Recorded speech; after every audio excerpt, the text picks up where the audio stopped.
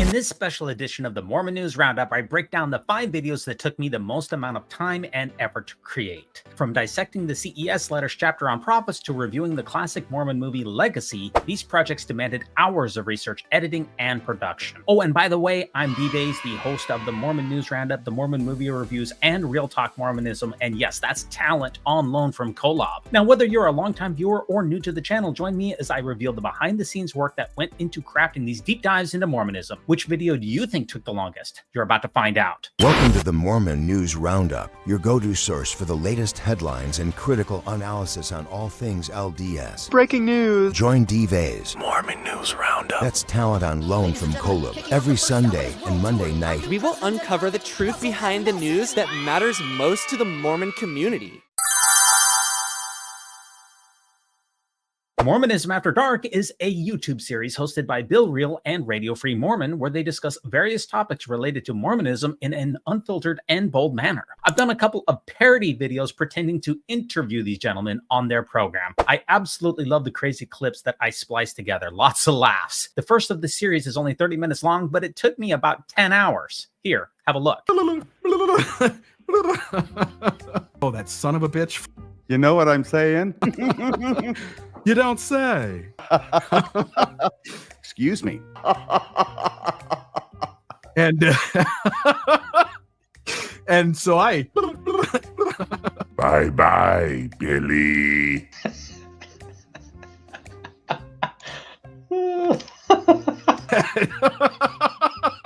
Hey, kid, blah, blah, blah. Right. Ruh-roh, Raggy. Terrible. I don't know what I'm going to do with that. That's absurd, man. It's freaking... Terrible. In this episode, Cardon, Ellis, and Nick Sales present a detailed rebuttal to criticisms made in a previous video about defending the LDS faith. They address specific points raised by critics, providing counterexamples and clarifications to support their stance. For me, this is the video that spanned the most amount of months. After Cardon threw me under the bus on a Ward Radio live stream, I stewed and licked my wounds for almost 8 months before I finally completed my response. I actually started to do this review 4 different times, but I could never summon the mental fortitude to complete it. I've been in the public religious space now for about 3 years, so I'm used to being called every name under the book, but Cardon's shocking and dehumanizing rhetoric was painful to go back and watch. But luckily for you, and for lack of a better phrase, I finally manned up. I truly feel like this review is some of my best work. The 70-minute long response is actually a 4-in-1 video. I respond to the episode in which Mackenzie and I were maligned on Ward Radio. I refuted many of Cardon's baseless and ignorant claims on Nick's show. Third, I highlighted the multiple credible accusations of sexual assault and harassment against Nick Sales. And finally, there's a fake interview at the end with the Ward Radio host himself. The end result was highly gratifying. I want to thank you so much for accepting my invitation to come on to the Mormon News Roundup and clear this all up. It's time to bury the hatchet once and for all.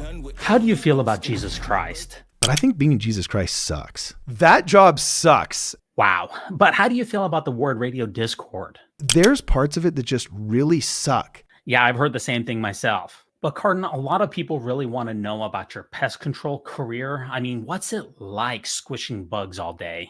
It was a sucky thing. Well, we've all got to make a living. I'm not going to judge you.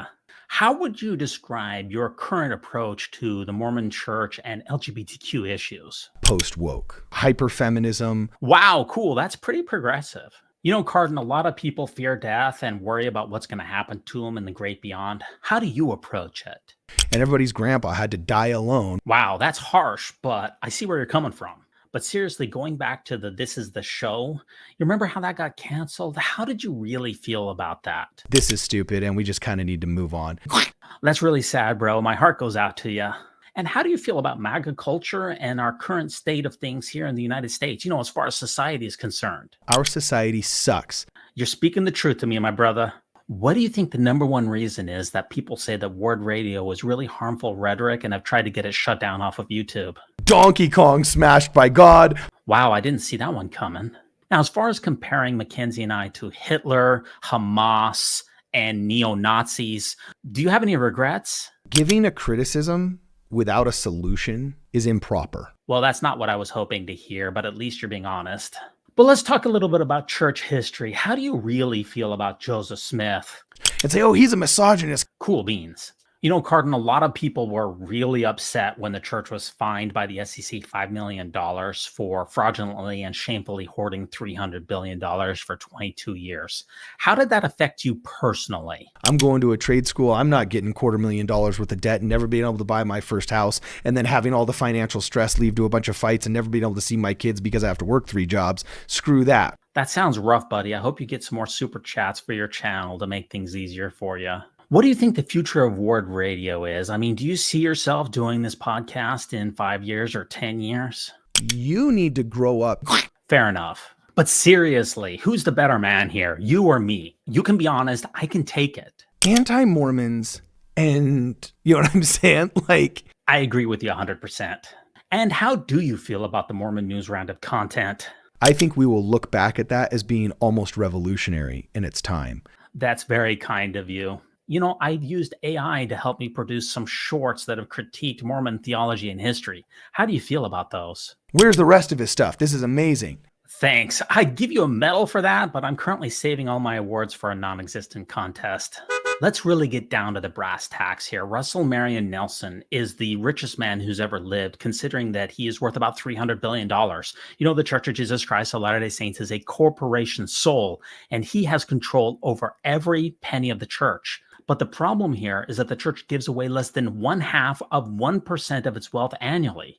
I mean, how do you feel about President Nelson's lack of charitable giving? He is a man who is wholly decent in every way. Viva Russell M. Nelson. And why is it that Word Radio continues to lose so many subscribers? I need to start thinking on a much smaller scale. That might be a good idea. Okay, look, I've been asking you all the questions. I'm going to let you ask me something. Ask me anything. No holds barred. Nothing's off limits. What's on your mind?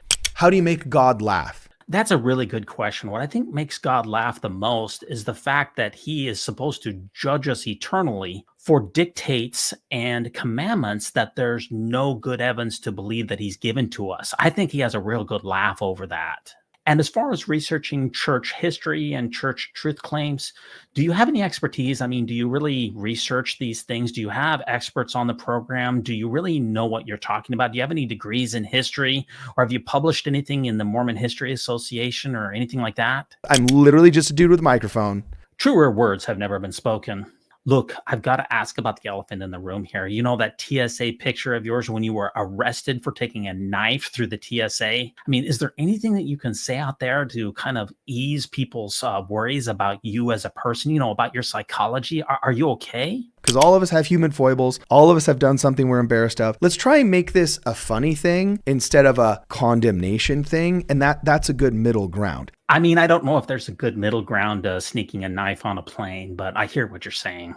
Okay, any last thoughts about me individually, D-Vase as a person? No, I just think you're cool. And I love that you're putting your talents to work. Okay, Cardon, we're wrapping this up here. I really appreciate your time. Is there anything that you want to say to your Word Radio viewers about me, D-Vase, as a person? Yeah, you're a better person than we are, dude. We need more of you in the world and less of me, man. So that's awesome, man. I really appreciate that. And what's your final message to those people out there watching the Mormon News Roundup right now? And I just hope anybody watching, I hope your awesomeness and your positivity and your willingness to put yourself out there and risk. I hope it's rewarded by the algorithms. I hope it's rewarded by all the viewers to go do something cool, because what you're doing is cool and it's necessary. And I think it's awesome. And I'm honored that you'd invite me and consider me a guest on your show and a part of the inspiration for your program. I think that's the height of flattery, right? Whatever, dude. Before we move on, I want to talk about a comment that someone left in the comments section of this video. In the community section of my YouTube channel, I posted the following. If you missed my recent explosive refutation of Nick Sales and Cardon Ellis' harmful rhetoric, disgusting actions, Iron Age stunted worldviews,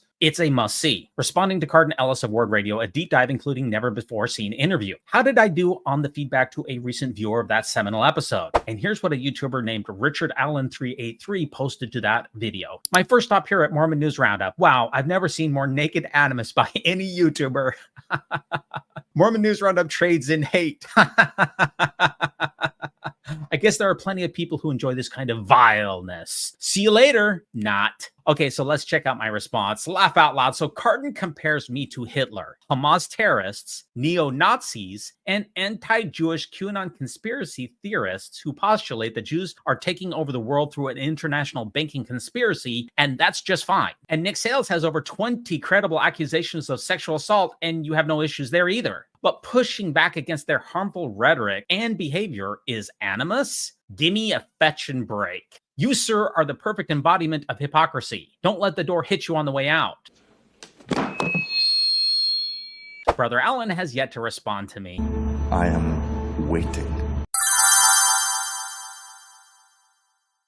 The CES Letter is a comprehensive critique of the foundational claims of the Church of Jesus Christ of Latter-day Saints, written by Jeremy Runnels. It addresses a wide range of issues, including historical inconsistencies, doctrinal contradictions, and controversial practices, questioning the authenticity and truthfulness of the Church's teachings. The letter has become a pivotal document for many questioning members, sparking widespread discussion and debate within the Mormon community. The CES Letter was an important document for me personally. Although I heard most of the arguments contained in it before actually reading the letter, the succinct presentation of so many glaring issues had a profound effect upon me. I decided to pick a chapter in the CES Letter entitled Prophets to bring it alive onto the screen. I poured about 20 hours into this 20-minute review. I know that seems crazy, but once again, this was before I really got good at editing, and I'm a lot faster and a lot better at video production now. I'm not entirely satisfied with this video because I feel like I could do better now based on the skills and knowledge that I have, but it's too late to revise it, especially considering the sunk cost. I was really hoping that Jeremy Runnels would watch the video and hire me to make a complete video to cover the entire CES Letter and bring it alive onto YouTube. Such a video would probably be about 3 hours long. I sent this video to him on his chapter about prophets, but I never heard anything back. If you want me to make the definitive CES Letter YouTube video, email me at kolob@mormonnewsroundup.org. That would take an incredible investment of time, but it would certainly be worth it. Have a look. In the early to mid-1980s, the church paid hundreds of thousands of dollars in expensive and valuable antiquities and cash to Mark Hofmann, a con man and soon-to-be serial killer, to purchase and suppress bizarre and embarrassing documents into the church vaults that undermined and threatened the church's story of its origins. The documents were later proven to be forgeries. Speeches by Elder Dallin Oaks and President Gordon Hinckley offered apologetic explanations for troubling documents, including the Salamander Letter and the Joseph Smith III blessing that later ended up, unbeknownst to Elder Oaks and President Hinckley at the time of their apologetic talks, being proven complete fakes and forgeries. The following is Elder Oaks' 1985 defense of the fake Salamander Letter, which Oaks evidently thought was real and legitimate at the time. Another source of differences in the accounts of different witnesses is the different meanings that different persons attach to words. We have a vivid illustration of this in the recent media excitement about the word salamander in a letter Martin Harris is supposed to have sent to W. Phelps over 150 years ago. All of the scores of media stories on that subject apparently assumed that the author of that letter used the word salamander in the modern sense of a tailed amphibian. One wonders why so many writers neglected to reveal to their readers that there is another meaning of salamander, which may even have been the primary meaning in this context in the 1820s. That meaning, which is listed second in a current edition of Webster's New World Dictionary, is a spirit supposed to live in fire. Modern and ancient literature contain many examples of this usage. A spirit that is able to live in fire is a good approximation of the description Joseph Smith gave of the angel Moroni, a personage in the midst of a light, whose countenance was truly like lightning, and whose overall appearance was glorious beyond description, as Joseph Smith wrote later. The first sight of this personage was as though the house was filled with consuming fire. Since the letter purports only to be Martin Harris's interpretation of what he had heard about Joseph's experience, the use of the words white salamander and old spirit seem understandable. In view of all this, and as a matter of intellectual evaluation, why all the excitement in the media, and why the apparent hand-wringing among those who profess friendship with or membership in the church? The media should make more complete disclosures, but Latter-day Saint readers should also be more sophisticated in their evaluation of what they read. So, what just happened? Elder Oaks defended and rationalized a completely fake and made-up document that Mark Hofmann created while telling Latter-day Saint readers to be more sophisticated in their evaluation of what they read. There was significant dishonesty by President Hinckley on his relationship with Hofmann, his meetings, and which documents that the church had and didn't have. Just hours following the bombings on the morning of October 15, 1985, murderer Mark Hofmann met with Elder Dallin Oaks in the church office building. He's just killed 2 people. And what does he do? He goes down to the church office building and meets with Dallin Oaks. I can't even imagine the rush, given Hofmann's frame of reference, that this would have given him. To be there standing in front of one of God's appointed apostles, after murdering 2 people, and this person doesn't hear any words from God, doesn't intuit a thing. For Hofmann, that must have been an absolute rush. He had pulled off the ultimate spoof against God. Elder Oaks had a serial murderer right in front of him in his office just hours after Hofmann killed 2 people. Oaks later admits this meeting.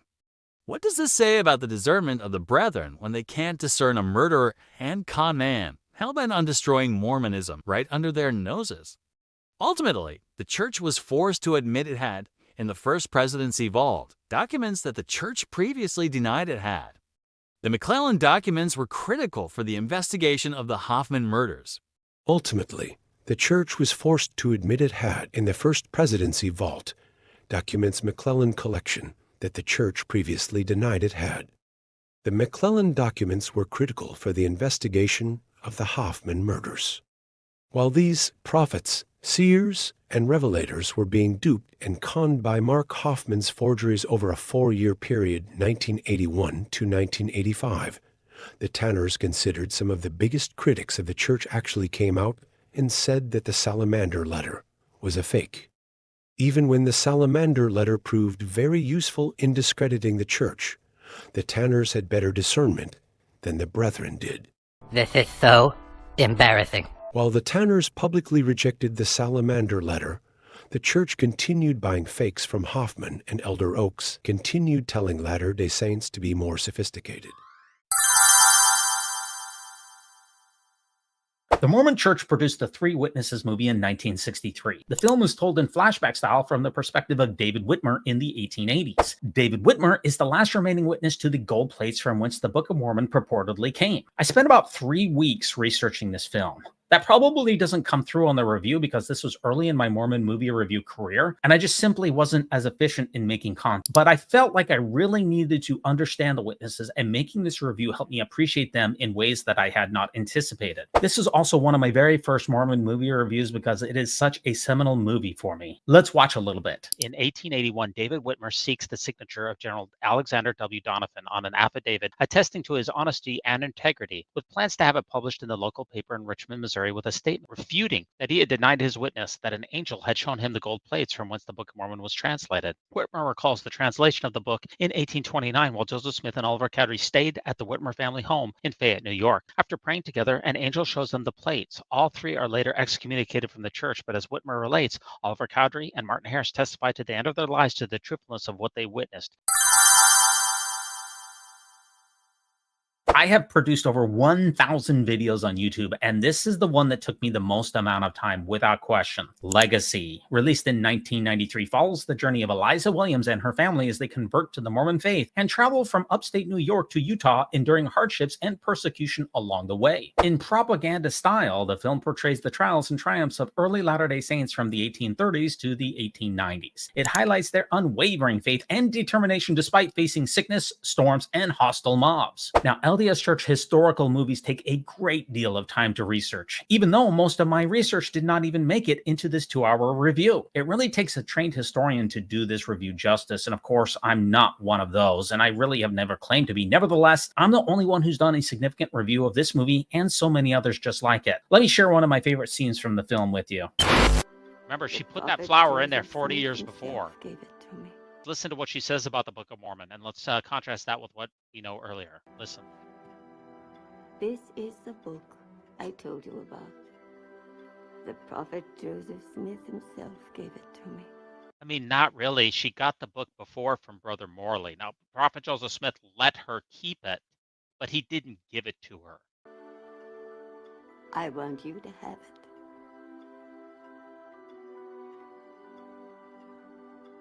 she takes the flower out, it kind of represents her love of the Lord, her love of the gospel, and her love of the Book of Mormon. It's kind of like it's like the flower represents a legacy of faith that never died.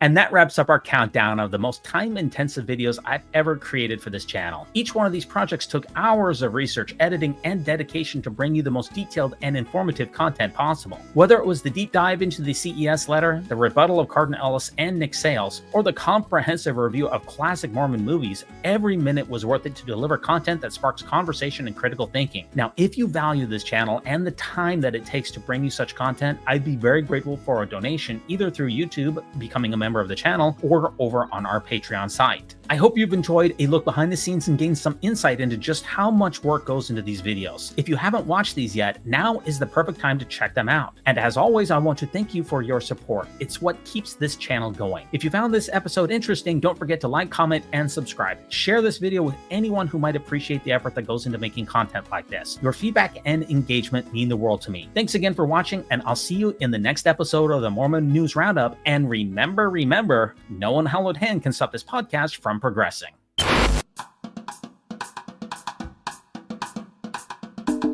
When it comes to nicknames of the church, such as LDS Church, the Mormon Church, to remove the Lord's name from the Lord's church is a major victory for Satan.